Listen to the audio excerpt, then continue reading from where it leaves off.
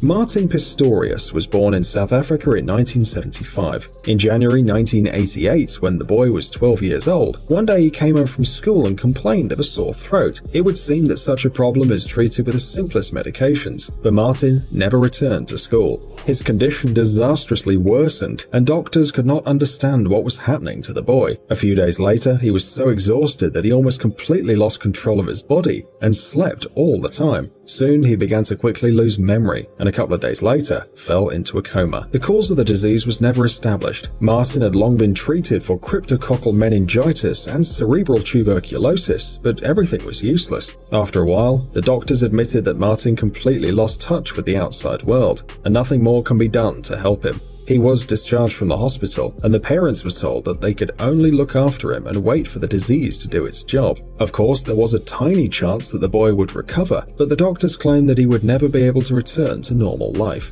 In a state of coma, people rarely live long, but Martin, contrary to all predictions, kept hanging on to his life. However, was this existence a real life? He spent more than 10 years at home. Everyone thought that he'd lost all contact with the outside world, but Martin claims that he regained consciousness a couple of years after he fell ill. "I was completely unresponsive. I was in a virtual coma. I was lost in the land where dragons lie and no one could rescue me," Martin shared. When he was 17 years old, he completely regained his consciousness. Memory returned to him, but the guy still couldn't talk. He felt like a ghost because people seemed to look through him, and Martin himself could only watch them. "However much I tried to beg and plead, shout and scream, I couldn't make them notice me," Martin wrote later. "The stark reality hit me that I was going to spend the rest of my life like that, totally alone." The guy was trapped, and his only interlocutor was his own thoughts that could not be called joyful. Once Martin even heard his mother, in a fit of despair, said that it would be better if all this ended right now,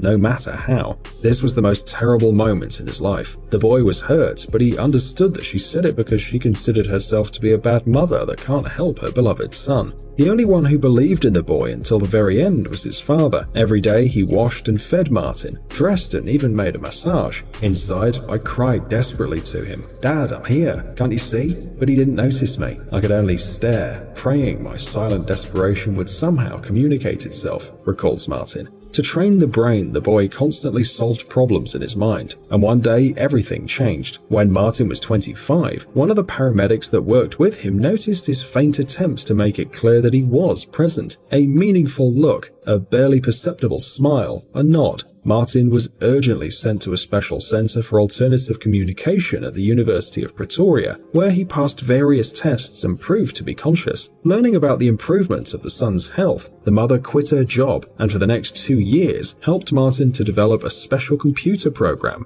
with which Martin can now communicate. He chooses words and the laptop speaks for him. "Hello, I would like to introduce myself. My name is Martin Pistorius." Having received the opportunity to communicate, the guy was able to finish college and even got a job as a designer in a web company. Long and heavy rehabilitation did its job. A facial expression returned to Martin, the movements of the upper body. In 2008, he met his sister's friend Joanna. A year later, they got married and lived happily together in the UK. "I'm happy with who I am," says Martin. "Life can change so quickly. It is important to appreciate what you have at the moment." In 2011, Martin Pistorius' book Ghost Boy was published, in which he told his story and shared all the experiences that he'd had while he was locked inside his own body. Martin calls on everyone to treat each other with kindness, respect and sympathy. Never underestimate the power of reason, the importance of love and faith, and don't ever stop dreaming. But no matter how marvelous the story of Martin seems, it's not the only one. In 2007,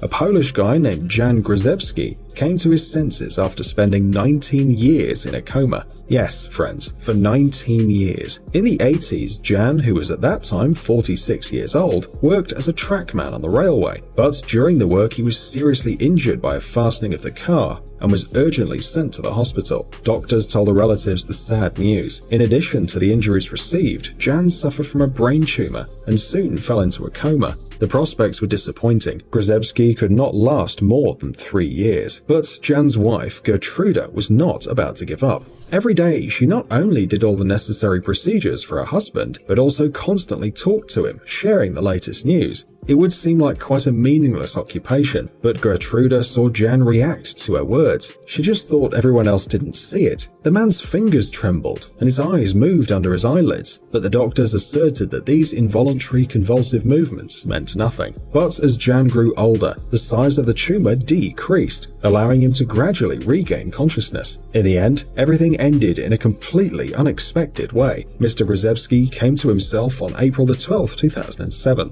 Doctors couldn't say anything. Turned out that Gertruda was right all this time. At the time when Grazevsky fell into a coma, he had 4 children. Back then, Poland, or rather the then Polish People's Republic, was in a deep economic crisis. The workers constantly organized mass strikes, and in general, life was not easy. Imagine what was Jan's surprise when he discovered that the world around was completely different, and if he fell asleep in the era of communism, then he woke up in a country that had joined the European Union. When I went into a coma, there was only tea and vinegar in the shops, meat was rationed, and huge petrol queues were everywhere. Now I see people on the streets with cell phones, and there were so many goods in the shops, it makes my head spin, Grazevsky said in an interview. In addition, when he regained consciousness, Jan suddenly discovered that all his children had grown up long ago and had their own families, and he himself became the happy grandfather of 11 grandchildren. However, according to Grazevsky himself, being a grandfather was not news to him, as Gertruda told him all about this, and the man heard every word.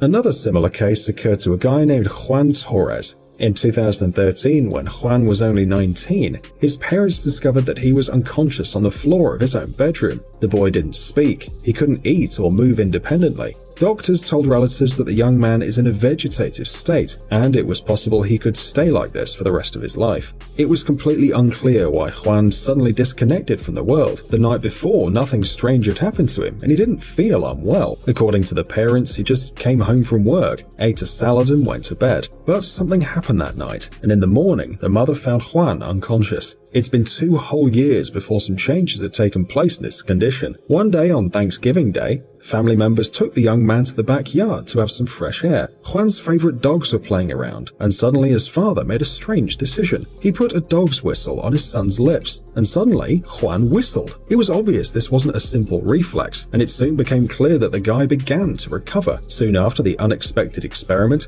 Juan began to move his lips, then whisper, and after all, he could speak on a par with others, having fully recovered his voice. Gradually, other cool things returned too, like the ability to draw, play the piano, or play with the dogs. Juan even learns to walk again, and although this isn't easy, he's succeeding. Surprisingly, like the other heroes of our video, the guy claims to have memorized all that has happened in those 2 years. For example, asking doctors to move his arm or watching a tennis ball. And it's not just words. Using special tests, scientists have confirmed Juan did really see, hear, and understand everything that was happening. He also told he was very upset about this. He couldn't communicate with his family and wasn't able to do what the doctors asked him to do. It was really sad. In the end, Juan Torres was able to overcome his unknown disease, return to school, and even engaged in sports, including wheelchair rugby.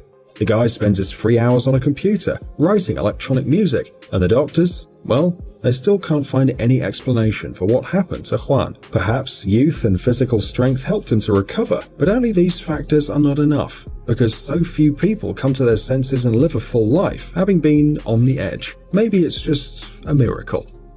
Guys, it's time to recharge your brain. Visit the channel Brain Time. There you'll find a lot of interesting and useful facts, lots of positive energy, and tons of useful information.